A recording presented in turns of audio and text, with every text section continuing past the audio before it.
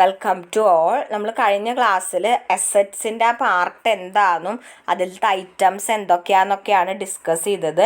ഇനി നമുക്ക് ഡിസ്കസ് ചെയ്യാനുള്ള അതിൻ്റെ നെക്സ്റ്റ് പാർട്ടാണ് ഇക്വിറ്റീസ് ആൻഡ് ലയബിലിറ്റീസ്. അപ്പോൾ നമുക്ക് എന്താണ് ഇക്വിറ്റി എന്നറിയാം. ഇക്വിറ്റി എന്ന് പറഞ്ഞാൽ എന്താണ്?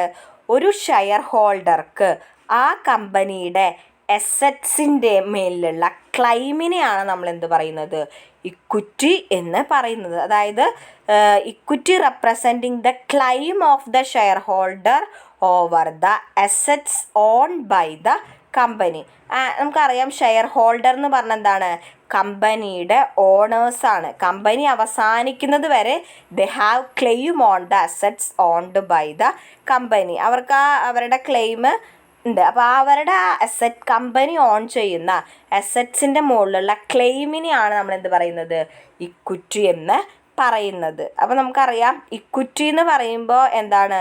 ഒരു residual interest in asset of the entity after deducting all liabilities ആണ്. അതായത് കമ്പനി ലിക്വിഡേറ്റ് ചെയ്യുമ്പോൾ എന്താണ്? എല്ലാ ലയബിലിറ്റീസും സെറ്റ് ചെയ്തിട്ട് ബാക്കിയുള്ള അസറ്റ്സ് എന്ത് ചെയ്യും? ഇക്വിറ്റി ഷെയർ ഹോൾഡേഴ്സിന് അവകാശപ്പെട്ടതാണ്. So it is an residual interest in the asset of the entity after deducting all its liabilities ആണ്. ഇനി വരുന്നത് നമുക്ക് പറയാം ഇക്വിറ്റി എന്ന് പറയുമ്പോൾ it include equity share capital. അപ്പോൾ ഇക്വിറ്റി ഷെയർ ക്യാപിറ്റൽ ക്വസ്റ്റ്യനിൽ നമുക്ക് തന്ന എമൗണ്ടേ ചെയ്യാൻ പറ്റുള്ളൂ. പക്ഷേ ഒറിജിനൽ കേസിൽ നമ്മളെന്താണ്? ഓതറൈസ് ചെയ്ത ഷെയർ, അതുപോലെ എത്ര ഷെയർ ഇഷ്യൂ ചെയ്തു, എത്ര ഷെയർ സബ്സ്ക്രൈബ് ചെയ്തു, എത്ര ഷെയർ എന്താണ് ഫുള്ളി കോളപ്പ് ചെയ്തു, എത്ര ഷെയർ ഫോർഫീറ്റ് ചെയ്തു എന്നുള്ള കാര്യങ്ങളൊക്കെ നമ്മൾ കാണിക്കണം. അതാണ് ഇക്വിറ്റിയിൽ വരുന്നത്. ഇക്വിറ്റി ഷെയർ ക്യാപിറ്റലിൻ്റെ ഡീറ്റെയിൽസ് ആണ്. പിന്നെ അതർ ഇക്വിറ്റി വരും. അതായത് അതർ ഇക്വിറ്റി എന്ന് പറഞ്ഞതാണ് ഇക്വിറ്റി ഷെയർ അല്ലാതെ ഇക്വിറ്റി ഷെയർ ഹോൾഡേഴ്സിന് ആട്രിബ്യൂട്ട് ചെയ്യുന്ന എല്ലാ ഐറ്റംസും നമ്മൾ അതർ ഇക്വിറ്റി എന്ന് പറഞ്ഞിട്ടാണ് കാണിക്കുക. Like application money, pending allotment, അതുപോലെ തന്നെ റിസർവ് ആൻഡ് സർപ്ലസ്, അതുപോലെ എന്തെങ്കിലും ഡെപ്റ്റ് ഇൻസ്ട്രുമെൻറ്റ്സ് അവർക്ക് ഇഷ്യൂ ചെയ്തിട്ടുണ്ടെങ്കിൽ, അതായത് എന്തെങ്കിലും ഒരു കോംപ്രിഹെൻസീവ് ഇൻകം വന്നപ്പോൾ അത് ക്യാഷിന് പകരം ഡെപ്റ്റ് ഇൻസ്ട്രുമെൻ്റ് അല്ലെങ്കിൽ ഇക്വിറ്റി ഇൻസ്ട്രുമെൻറ്റ് അങ്ങനെയുള്ള കാര്യങ്ങളൊക്കെ ഇഷ്യൂ ചെയ്യും. അപ്പോൾ അങ്ങനെ ഇക്വിറ്റി ക്യാപിറ്റൽ അല്ലാതെ നമ്മുടെ ഷെയർ ഹോൾഡേഴ്സിന് അവകാശപ്പെട്ട ഐറ്റംസാണ് അതർ ഇക്വിറ്റിയിൽ വരിക. അതുപോലെ റിസർവ്, റീവാലുവേഷൻ, സർപ്ലസ് അങ്ങനെയുള്ള കാര്യങ്ങൾ. ഇനി നമുക്ക് അടുത്തതൊരു ഡിസ്കസ് ചെയ്യാനുള്ളത് റിസർവ് ആൻഡ് സർപ്ലസ് ആണ്. റിസർവ് ആൻഡ് സർപ്ലസ് എന്ന് പറഞ്ഞാൽ ശരിക്കും അതെന്താണ്? Component of share holders fund അല്ലെങ്കിൽ അതർ ഇക്വിറ്റിയിൽ വരുന്ന ഒരു ഐറ്റമാണെന്ത്? റിസർവ് ആൻഡ് സർപ്ലസ് എന്ന് പറയുന്നത്. റിസർവ് ആൻഡ് സർപ്ലസ് എന്ന് പറഞ്ഞാൽ എന്താണ്?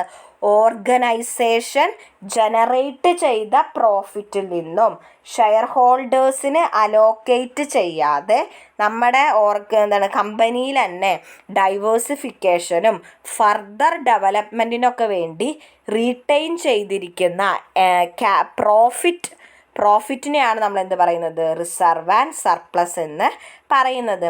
ആക്ച്വലി ഒരുപാട് പ്രോഫിറ്റ് ജനറേറ്റ് ചെയ്യുന്ന കമ്പനികൾക്ക് അല്ലെങ്കിൽ ഒരുപാട് നാളായിട്ട് നിലനിൽക്കുന്ന കമ്പനികൾക്ക് റിസർവ് ആൻഡ് സർപ്ലസ് എന്ന് പറയുന്നത് എന്തായിരിക്കും? ഒരു വലിയൊരു കാറ്റഗറി ആയിരിക്കും. അതിനകത്ത് നോർമലി റിസർവിൽ വരുന്നത് ക്യാപിറ്റൽ റിസർവുകൾ വരും, ക്യാപിറ്റൽ റിഡംഷൻ റിസർവ് വരും, ഡിബഞ്ചർ റിഡംഷൻ റിസർവ് വരും, security premium reserve, retained earnings, ഇങ്ങനെയുള്ള ഒരു ഐറ്റംസൊക്കെയാണ് വരുന്നത്. അപ്പോൾ ഇക്വിറ്റി കഴിഞ്ഞു. ഇനി അടുത്ത നമ്മുടെ എന്ന് പറയുന്നത് നോൺ കറൻറ്റ് ലയബിലിറ്റീസ് ആണ്. അത് അസറ്റിന് പകരം ലയബിലിറ്റി ആണെന്ന് മാത്രമേ ഉള്ളൂ. അതായത് ബാലൻസ് ഷീറ്റ് ഡേറ്റിന് 12 മാസത്തിന് ശേഷം സെറ്റിൽ ചെയ്യപ്പെടുന്ന ലോങ് ടേം ലയബിലിറ്റീസിനെയാണ് നമ്മൾ എന്ത് പറയുന്നത്?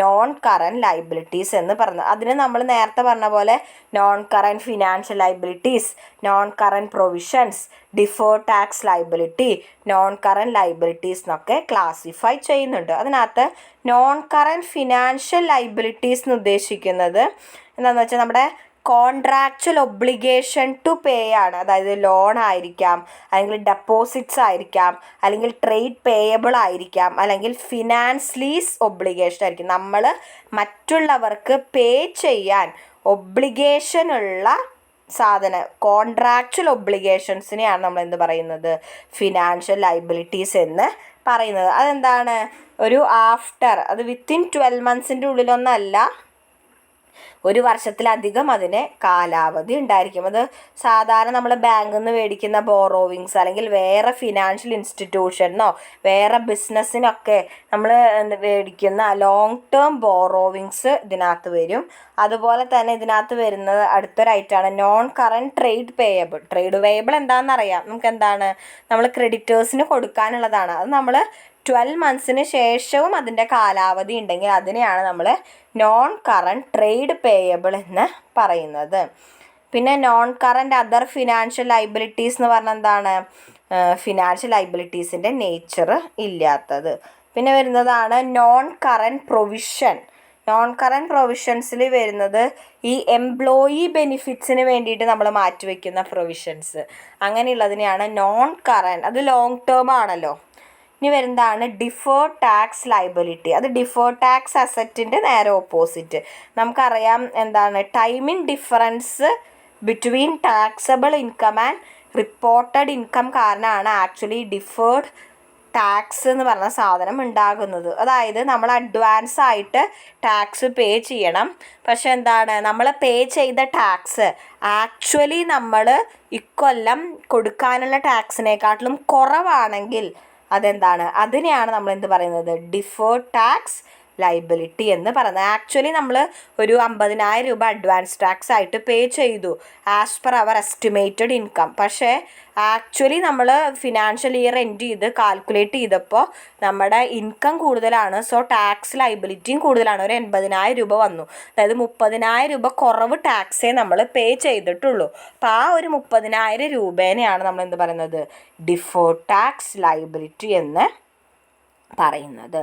പിന്നെ വരുന്നതാണ് അതർ നോൺ കറൻറ്റ് ലയബിലിറ്റീസ് എന്ന് പറഞ്ഞാൽ എന്താണ്, അഡ്വാൻസസ് ആൻഡ് അതേഴ്സ്, നമ്മൾ അങ്ങോട്ട് കൊടുക്കാനുള്ള സാധനങ്ങൾ. അതുപോലെ ലീഗലായിട്ട് നമ്മൾ വല്ല ക്ലെയിംസും ഔട്ട്സ്റ്റാൻഡിങ് ഉണ്ടെങ്കിൽ, അതുപോലെ തന്നെ എന്താണ്, നമ്മൾ സപ്ലയേഴ്സിന് കൊടുക്കാനുള്ള എമൗണ്ടിൻ്റെ മുകളിലുള്ള ഇൻട്രസ്റ്റ്, അതൊക്കെയാണ് വരുന്നത്. ഇനി നെക്സ്റ്റ് വരുന്നതാണ് എന്ത്, കറൻറ്റ് ലയബിലിറ്റീസ് എന്ന് പറയുന്നത്. കറൻറ്റ് ലയബിലിറ്റീസ് എന്ന് പറഞ്ഞാൽ നമുക്കറിയാം, ഈ നോൺ കറൻറ്റ് ആണെങ്കിൽ നമ്മളെന്താണ് 12 months ശേഷം നമ്മൾ പേ ചെയ്യുന്നതാണ്. കറൻറ്റ് ലയബിലിറ്റി ആണെങ്കിലോ the liabilities which are expected to be paid within 12 months from the date of balance sheet or within normal operating cycle of the entity. അതിനെയാണ് നമ്മൾ എന്ത് പറയുന്നത്, കറൻറ്റ് ലയബിലിറ്റീസ് എന്ന് പറയുന്നത്. കറൻറ്റ് ലയബിലിറ്റീസ് നമ്മൾ നേരത്തെ പറഞ്ഞ പോലെ തന്നെ കറൻറ്റ് ഫിനാൻഷ്യൽ ലയബിലിറ്റി ഉണ്ട്, കറൻറ്റ് ലയബിലിറ്റീസ് ഉണ്ട്, കറൻറ്റ് പ്രൊവിഷൻസ് ഉണ്ട്, കറൻറ്റ് ടാക്സ് ലയബിലിറ്റീസ് ഉണ്ട്. അത് ഈ കറൻറ്റ് ഫിനാൻഷ്യൽ ലയബിലിറ്റീസിൽ current borrowings, current trade payable, other current financial liabilities, ഒരുപാട് ഐറ്റംസ് ഉണ്ട്. നേരത്തെ നമ്മൾ പറഞ്ഞതൊക്കെ തന്നെയാണ്, വേറെ അങ്ങനെ എക്സ്ട്രാ ഒന്നുമില്ല. പിന്നെ വരുന്നതാണ് current tax liabilities. Current tax liabilities എന്ന് പറഞ്ഞാൽ നമ്മൾ നേരത്തെ പറഞ്ഞത് തന്നെയാണ്, എന്താണ്, ഓൾറെഡി പേ ചെയ്ത എമൗണ്ട് അല്ലെങ്കിൽ എന്താണ് പീരിയഡിൽ പേ ചെയ്ത taxable amount less than actual tax ആണെങ്കിൽ അതിനെയാണ് നമ്മൾ കറൻറ്റ് ടാക്സ് ലയബിലിറ്റീസ് എന്ന് പറയുന്നത്. ഇനി അടുത്തൊരൈറ്റാണ് കണ്ടീജൻറ്റ് ലയബിലിറ്റീസ് ആൻഡ് കമ്മിറ്റ്മെൻറ്റ് എന്ന് പറയുന്നത്. കണ്ടീജൻറ്റ് ലയബിലിറ്റി എന്ന് പറഞ്ഞാൽ എന്താണെന്ന് വെച്ചാൽ, അതെന്താണെന്ന് വെച്ചാൽ നമ്മുടെ ലയബിലിറ്റി ആയിട്ടില്ല, പക്ഷെ എന്താണ്, ഒരു സർട്ടൈൻ ഇവൻറ്റ് ഹാപ്പൻ ചെയ്താലോ ഹാപ്പൻ ചെയ്തില്ലെങ്കിലോ it become our liability. A liability which is contingent upon happening or non happening or certain future event is called contingent liability. ഇപ്പോൾ എക്സാമ്പിൾ പറയുകയാണെങ്കിൽ, നമ്മൾ ഗ്യാരണ്ടി കൊടുത്തിട്ടുണ്ടെങ്കിൽ, ആരെങ്കിലും ലോൺ എടുക്കാൻ വേണ്ടി നമ്മുടെ കമ്പനി ഗ്യാരണ്ടി നൽകിയിട്ടുണ്ട്. അപ്പോൾ എന്താണ്, അയാൾ ലോൺ അടച്ചില്ലെങ്കിൽ എന്താണ്, ആ അടയ്ക്കാത്ത എമൗണ്ട് ബിക്കം അവർ ലയബിലിറ്റി. അപ്പോൾ ഒരു ഫ്യൂച്ചർ ഇവൻറ്റിൻ്റെ ഹാപ്പനിങ്ങോ നോൺ ഹാപ്പനിങ്ങോ കാരണം നമ്മുടേതായി തീരാവുന്ന ലയബിലിറ്റീസിനെയാണ് നമ്മൾ എന്ത് പറയുന്നത്, കണ്ടീജൻറ്റ് ലയബിലിറ്റി എന്ന് പറയുന്നത്. അത് നമ്മൾ സാധാരണ claims against company not acknowledged as ഡെപ്റ്റ്, അല്ലെങ്കിൽ ഗ്യാരണ്ടീസ്, അതല്ലെങ്കിൽ എന്താണ് other money for which companies contingently liable, അങ്ങനെ നമ്മൾ ക്ലാസിഫൈ ചെയ്യാറുണ്ട്. ഇനി കമ്മിറ്റ്മെൻറ്റ് എന്ന് പറഞ്ഞാൽ എന്താണെന്ന് വെച്ചാൽ ഒരു പർട്ടിക്കുലർ ആക്ടിവിറ്റി ഒരു സർട്ടൈൻ ടൈമിൽ ഫ്യൂച്ചറിൽ ഒരു സർട്ടൈൻ സിർക്കുംസ്റ്റാൻസസിൽ പെർഫോം ചെയ്യാമെന്നുള്ള എഗ്രിമെൻറ്റിനെയാണ് നമ്മൾ എന്ത് പറയുന്നത്, കമ്മിറ്റ്മെൻറ്റ് എന്ന് പറയുന്നത്. അത് നമ്മൾ ക്ലാസിഫൈ ചെയ്യുന്നത് estimated amount of contract remain to be executed on capital account, അതുപോലെ അൺകോൾഡ് ലൈബിലിറ്റി ഓൺ ഷെയർസ്. നമ്മളുണ്ടാവില്ലേ ഷെയർ 10 രൂപയുടെ ഷെയർ ആയിരിക്കും, പക്ഷെ 5 രൂപയെ കോൾ ചെയ്തുണ്ടാവുള്ളൂ. ബാക്കിയുള്ളത് എന്താണ്, കോൾ ചെയ്താൽ we have to pay, call ചെയ്താൽ നമ്മളത് കൊടുക്കാമെന്ന് പ്രോമിസ് ചെയ്തിട്ടുണ്ട്. അപ്പോൾ അങ്ങനെയാണ് കണ്ടീജൻ്റ് ലയബിലിറ്റീസ് ആൻഡ് കമ്മിറ്റ്മെൻറ്റ് വരുന്നത്. അപ്പോൾ ഇതാണ് നമ്മുടെ എന്താണ് ബാലൻസ് ഷീറ്റ് ഐറ്റംസ്. അപ്പോൾ ഇത് ജസ്റ്റ് ഇതിപ്പോൾ ഇങ്ങനെ ചെറുതായിട്ട് ഷോർട്ട് ആൻസർ ആയിട്ട് ചോദിച്ചാലേ ഉള്ളൂ, അല്ലാതെ എസ്സേ പോലൊന്നും ചോദിക്കില്ല, ഒന്നും പേടിക്കേണ്ട. പക്ഷേ എന്താണ് സാധനങ്ങൾ എന്ന് മനസ്സിലാക്കി വെക്കാം.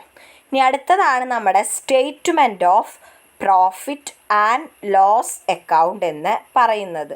Statement of profit and loss account എന്ന് പറയുന്നത് ശരിക്കും ഓർഗനൈസേഷൻ്റെ ഓപ്പറേറ്റീവ് പെർഫോമൻസ് ഇൻഡിക്കേറ്റ് ചെയ്യുന്ന സ്റ്റേറ്റ്മെൻറ്റ് അല്ലെങ്കിൽ ഫിനാൻഷ്യൽ സ്റ്റേറ്റ്മെൻറ്റിനെയാണ് നമ്മൾ എന്ത് പറയുന്നത്, statement of profit and loss അല്ലെങ്കിൽ പ്രോഫിറ്റ് ആൻഡ് ലോസ് അക്കൗണ്ട് എന്ന് പറയുന്നത്. Here it reveal the operating efficiency അല്ലെങ്കിൽ operating performance of an enterprise during the period. നമുക്കറിയാം പ്രോഫിറ്റ് ആൻഡ് ലോസ് അക്കൗണ്ടിൽ എന്താ ഉണ്ടാവുക, ഇൻകം ഏൺഡും എക്സ്പെൻസ് ഇൻകേർഡ് ഈ 2 ഐറ്റത്തിൻ്റെയും ഒരു സമ്മറിയാണ് എന്ത്, നമ്മുടെ statement of profit and loss account എന്ന് പറയുന്നത്. ഓർഗനൈസേഷൻ്റെ ഇൻകം എക്സ്പെൻസ് ഈ 2 കാര്യങ്ങളുമാണ് നമ്മൾ statement of profit and loss അക്കൗണ്ടിൽ റിവീൽ ചെയ്യുന്നത്.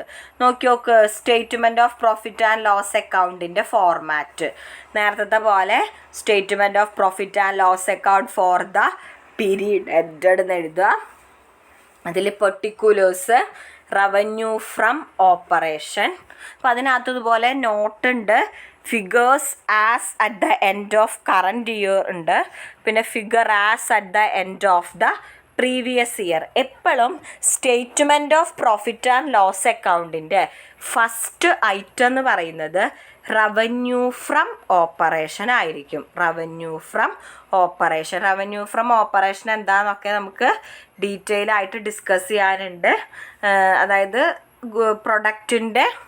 പ്രൊഡക്റ്റോ സർവീസൊക്കെ സെയിൽ ചെയ്യുന്നത് മൂലം കമ്പനി ജനറേറ്റ് ചെയ്യുന്ന ഇൻകം. ഇനി വേറെ വല്ല അതർ ഇൻകംസ് ഉണ്ടെങ്കിൽ അത് we will total the income 1+2. Then നമ്മൾ എന്ത് ചെയ്യും, എക്സ്പെൻസസ് എഴുതും. എക്സ്പെൻസസിൽ നോർമലി വരുന്നതാണെന്ത്, മെറ്റീരിയൽ കൺസ്യൂം ചെയ്തതിൻ്റെ expense, stock in trade purchase ചെയ്തതിൻ്റെ, അതുപോലെ change in inventory of finished goods, പിന്നെ work in progress, employee benefit expense, finance cost, depreciation and amortisation cost, പിന്നെ വേറെ എന്തെങ്കിലും എക്സ്പെൻസ് ഉണ്ടെങ്കിൽ. അപ്പോൾ എക്സ്പെൻസുകളൊക്കെ ദെൻ ലിസ്റ്റ് ചെയ്യും. ദെൻ നമ്മൾ ആ എക്സ്പെൻസുകൾ ടോട്ടൽ ചെയ്യും. സോ നമ്മുടെ പ്രോഫിറ്റ് കിട്ടാൻ വേണ്ടിയിട്ട് എന്ത് ചെയ്യും, റവന്യൂ മൈനസ് എക്സ്പെൻസ്, അതായത് ഈ 3ാമത്തെ ഫിഗർ മൈനസ് 4ാമത്തെ ഫിഗർ നമ്മൾ ചെയ്യും. ദെൻ നമ്മൾ എന്താണ്, എക്സംഷണൽ ഐറ്റംസ്, അതായത് profit or loss before tax നമുക്ക് കിട്ടി. അത് കഴിഞ്ഞിട്ട് നമ്മൾ എന്ത് ചെയ്യും, ടാക്സ് എക്സ്പെൻസുകൾ ഉണ്ടെങ്കിൽ അത്, കറൻറ്റ് ടാക്സ്, ഡിഫേർഡ് ടാക്സ്, അതുപോലെ തന്നെ profit or loss from discontinued operation, പിന്നെ tax expense of discontinued operation, പിന്നെ profit or loss for the period മുമ്പത്തെ, അങ്ങനെയുള്ള കുറേ ഐറ്റംസ് നമ്മൾ എന്ത് ചെയ്യും, അഡ്ജസ്റ്റ് ചെയ്യും. ഇതാണ് നമ്മുടെ. എന്നിട്ട് നമുക്ക് total comprehensive income for the period കിട്ടും. ദെൻ നമ്മൾ earning per equity share calculate ചെയ്യും. ഏർണിംഗ് പെർ ഇക്വിറ്റി ഷെയർ എങ്ങനെ നമ്മൾ കാൽക്കുലേറ്റ് ചെയ്യുക, total earnings divided by number of shares. അപ്പോൾ ഈ statement of profit and loss എന്ന് പറയുമ്പോൾ അതിൻ്റെ ഒരു ഫോർമാറ്റ് ഇങ്ങനെയാണ്, പെർട്ടിക്കുലേഴ്സ്, നോട്ട്സ്, ഫിഗേഴ്സ്, കറണ്ട് ഇയറിലെ പ്രീവിയസ് ഇയർ അല്ലേ. പിന്നെ പർട്ടിക്കുലേഴ്സിൽ നോർമലി ആദ്യം ഇൻകംസ് ലിസ്റ്റ് ചെയ്യും, ടോട്ടൽ ചെയ്യും, എക്സ്പെൻസ് ലിസ്റ്റ് ചെയ്യും, ടോട്ടൽ ചെയ്യും. Then we will get income minus expense ചെയ്താൽ പ്രോഫിറ്റ് ബിഫോർ ടാക്സ് കിട്ടും. അതിനുശേഷം ടാക്സ് പിന്നെ വേറെ വല്ല ഐറ്റംസ് അപ്രോപ്രിയേഷൻസ് അങ്ങനെയൊക്കെ ഉണ്ടെങ്കിൽ നമ്മൾ അഡ്ജസ്റ്റ് ചെയ്തിട്ട് ടോട്ടൽ ഏർണിങ്സ് കാണും. എന്നിട്ട് ഏർണിംഗ് പെർ ഷെയർ കാൽക്കുലേറ്റ് ചെയ്യും. നമുക്കതിന്ന് അതിലത്തെ കുറച്ച് ഐറ്റംസ് പരിചയപ്പെടാണ്ട് ഫസ്റ്റ് വരുന്നതാണ് എന്ത്, റവന്യൂ ഫ്രം ഓപ്പറേഷൻ.